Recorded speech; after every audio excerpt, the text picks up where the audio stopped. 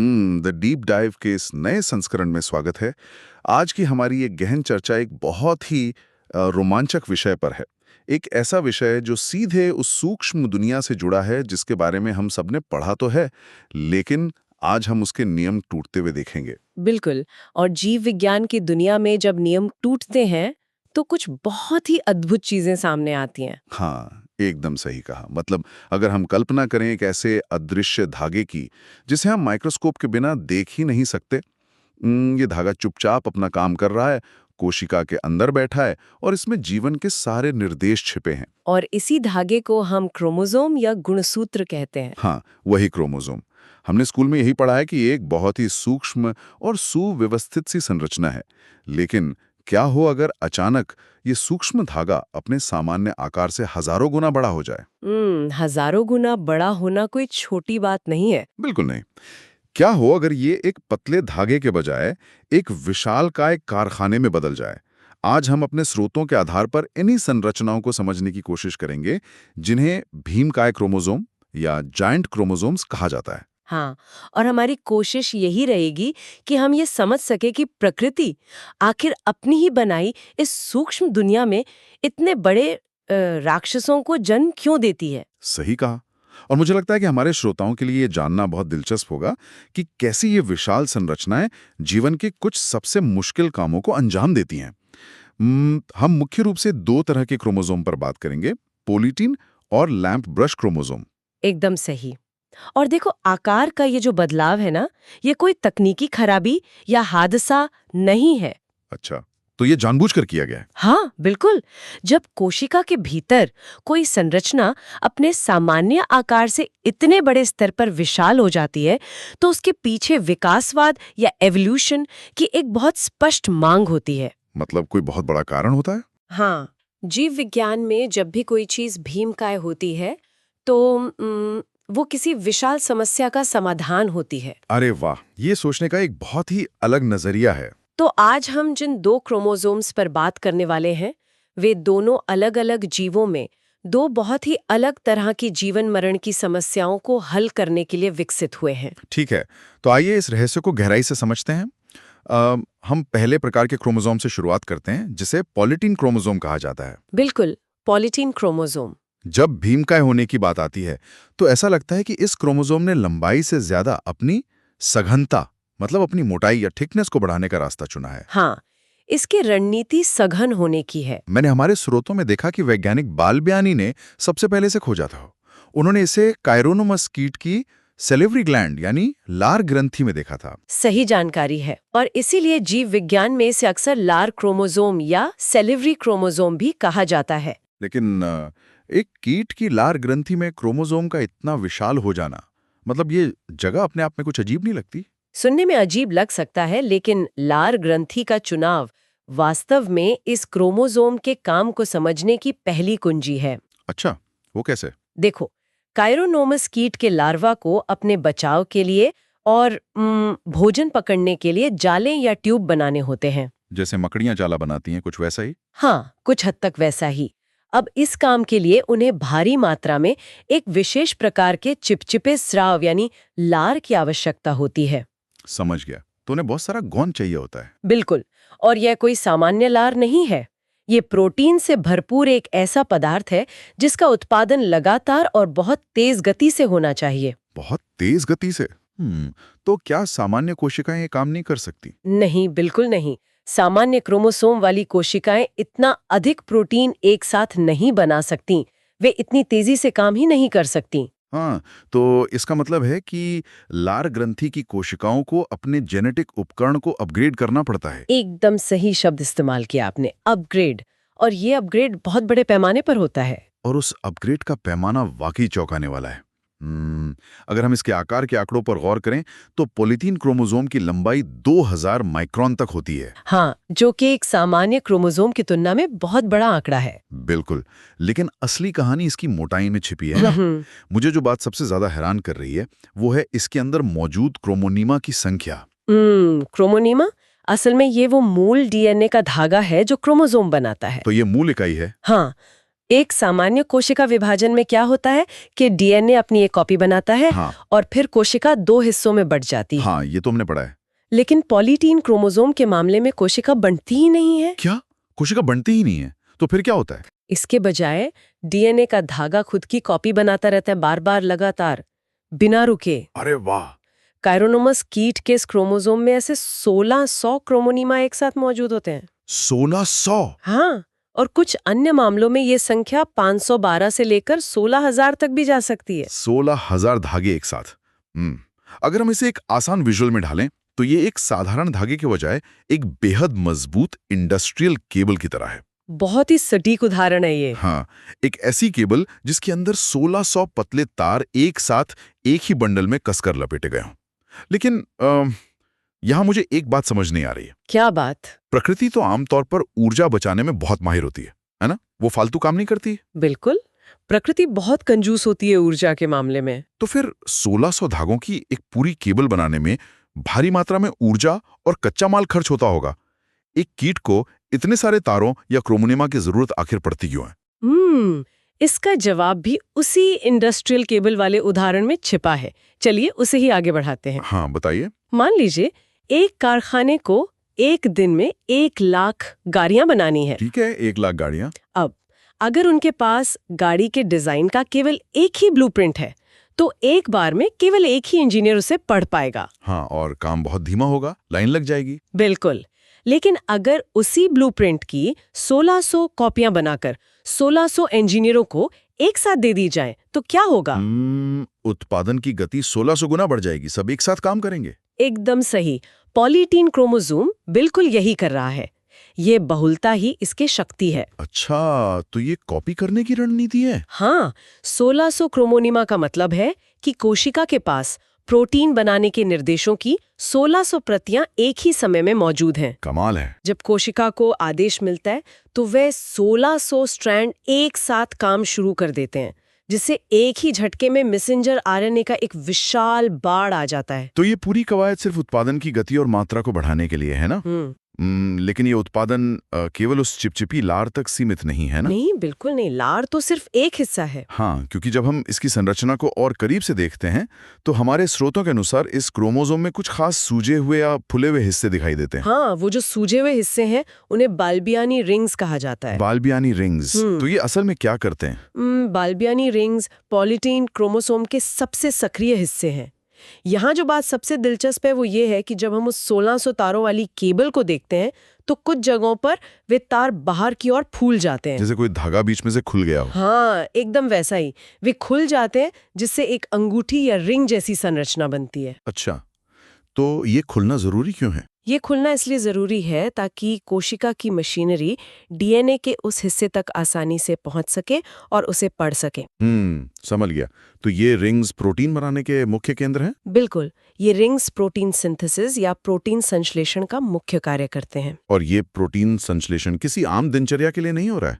मतलब ये वो हिस्सा है जहां जीव विज्ञान किसी साइंस फिक्शन फिल्म जैसा लगने लगता है। हाँ, ये हिस्सा वाकई बहुत नाटकीय है। तो आखिर इस सब का क्या मतलब है? ये बाल्बियानी रिंग्स बना क्या रहे हैं? ये बाल्बियानी रिंग्स ऐसे विशिष्ट एंजाइम्स का निर्माण कर रहे हैं जो कीटों में कायांतरण की प्रक्रिया को अंजाम देते हैं। कायांतरण मतलब मेटामॉर्फोसिस? हाँ, मेटामॉर्फोसिस। ये जीव विज्ञान की सबसे हिंसक और ऊर्जा घरन प्रक्रियाओं में से एक है। हिंसक? हम तो अक्सर एक कैटरपिलर के तितली में बदलने को एक बहुत ही शांत और सुंदर प्रक्रिया मानते हैं। मतलब बच्चों की किताबों में तो यही दिखाया जाता है। बिल्कुल, दहाई से ये बहुत सुंदर लगता है, लेकिन एक प्यूपा के अंदर जो होता है वो इसके बिल्कुल विपरीत है। मैंने पढ़ा है कि एक लार्वा असल में खुद को पूरी तरह से पचा लेता है ना? वो अपने ही ऊतकों को गला देता है।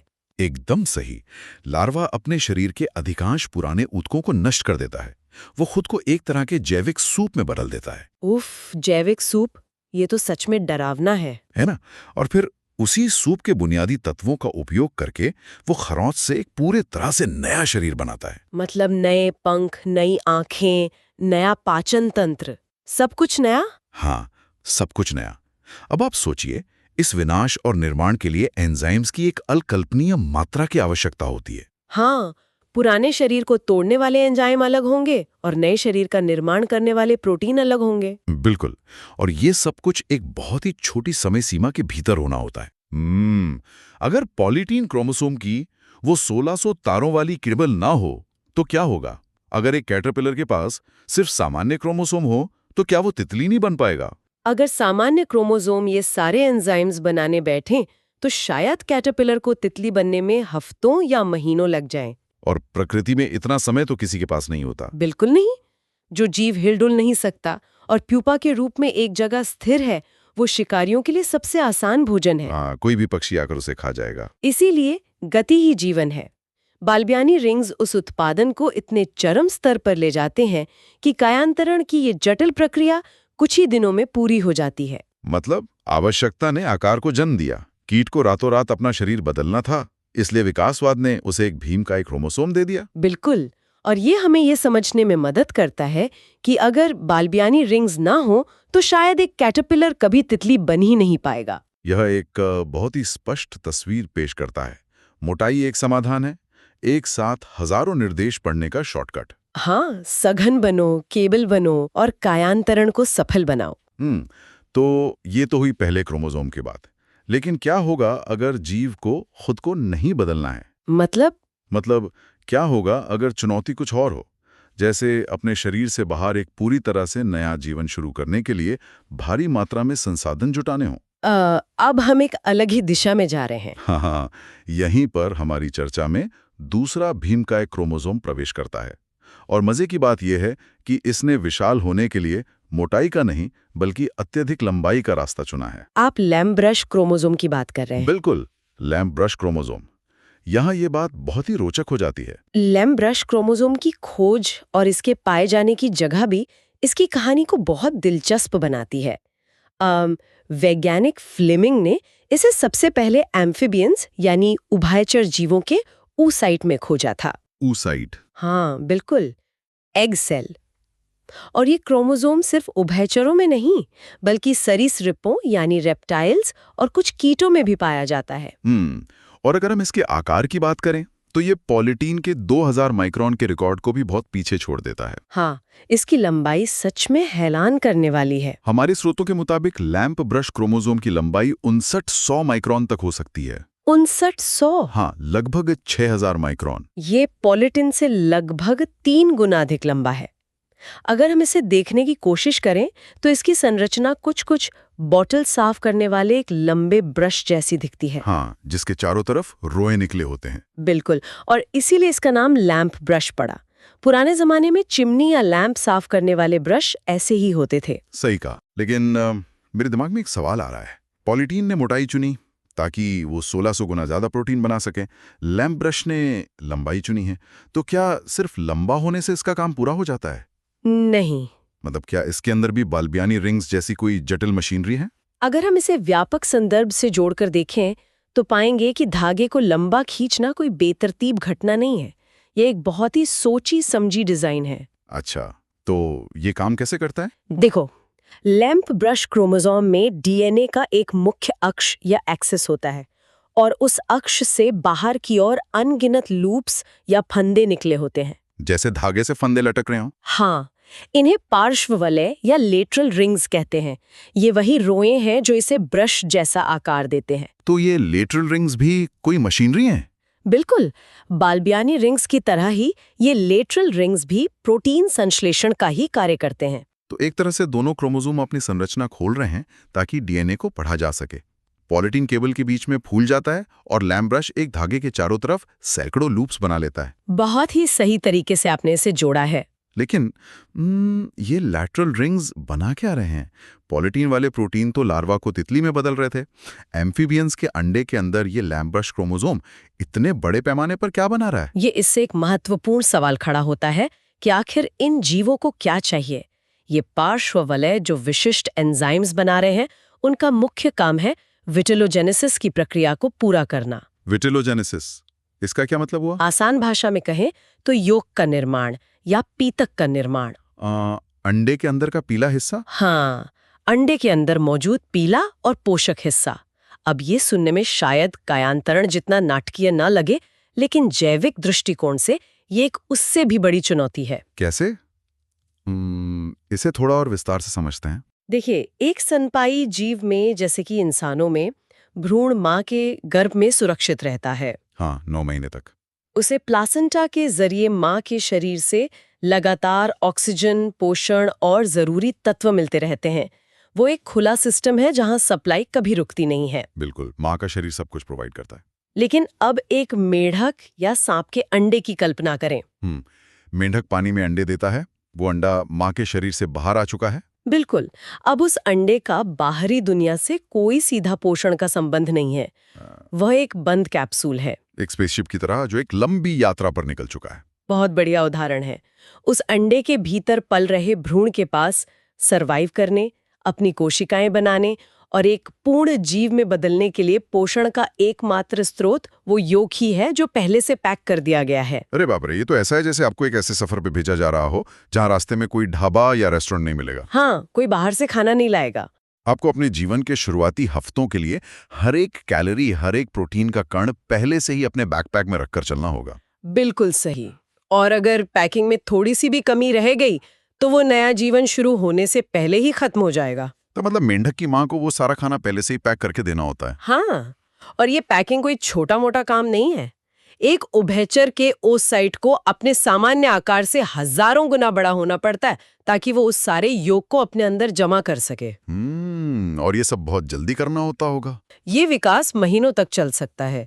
इस दौरान कोशिका को भारी मात्रा में योग प्रोटीन का निर्माण करना होता है। एक सामान्य क्रोमोसोम का छोटा सा डीएनए इतना सारा आरएनए और प्रोटीन नहीं बना सकता। इसीलिए क्रोमोसोम अपने आप को 5900 माइक्रोन की लंबाई तक फैला लेता है। हाँ, वो डीएनए के उस धागे को खोलकर हजारों लैटरल रिंग्स बना देता है, ताकि सेल की मशीनरी एक साथ हजारों जगहों पर डीएनए को पढ़ सके। बिल्कुल, और विटेलोजेनेसिस के लिए जरूरी एंजाइम्स का थोक उत्पादन कर सके। तो लैम्प ब्रश का वो फैला हुआ आकार असल में उसके काम करने का एरिया बढ़ा रहा है। जैसे कोई सोलर पैनल खोल दिया गया हो ताकि वो ज्यादा से ज्यादा धूप सोख सके। एकदम सही। क्रोमोसोम खुल गया है ताकि वो ज्यादा से ज्यादा प्रोटीन बना सके। ये प्रकृति की कितनी अद्भुत इंजीनियरिंग है।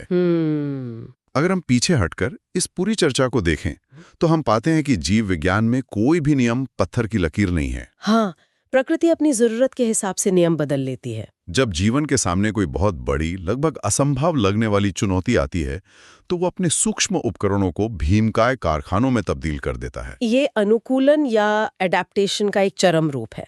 ये हमें ये सोचने पर मजबूर करता है कि डीएनए केवल एक स्थिर कोड नहीं है। मतलब वो सिर्फ एक किताब नहीं है। नहीं, वो एक अत्यंत गतिशील भौतिक संरचना है जो जरूरत के हिसाब से अपना रूप और अपनी रणनीति बदल सकती है। बिल्कुल, जैसे हमने देखा कि कायांतरण के लिए जहां समय की कमी थी और एक साथ बहुत सारे काम करने थे, वहां पोलिटीन ने 1600 धागों की मोटाई वाली केबल बनाई और बाल्बियानी रिंग्स का इस्तेमाल किया। हाँ, और दूसरी तरफ विटेलोजेनेसिस के लिए जहां एक नए जीवन के लिए भारी मात्रा में योक जमा करना था, वहां लैम्प ब्रश ने खुद को अत्यधिक लंबाई में फैलाया और लेटरल रिंग्स की एक लंबी श्रृंखला बना दी। ये दोनों ही रणनीतियां एक ही मूल समस्या का समाधान हैं।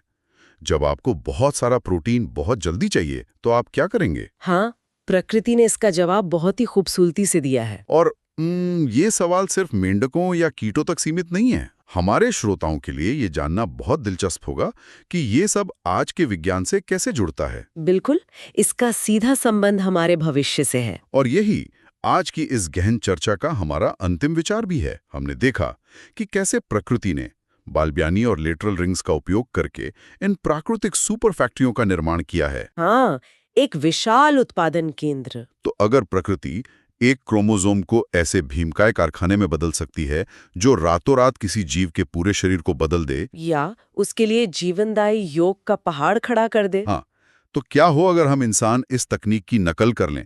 मतलब क्या भविष्य में वैज्ञानिक इन संरचनाओं को डिकोड कर सकते हैं?